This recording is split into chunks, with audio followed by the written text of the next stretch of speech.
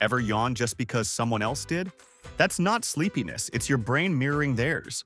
It's called contagious yawning, and scientists believe it's caused by mirror neurons, special brain cells that fire both when you act and when you see someone else act.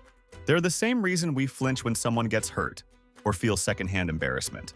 But here's what's wild. Contagious yawning is linked to empathy. The more empathetic you are, the more likely you'll yawn when others do. It doesn't work the same for everyone.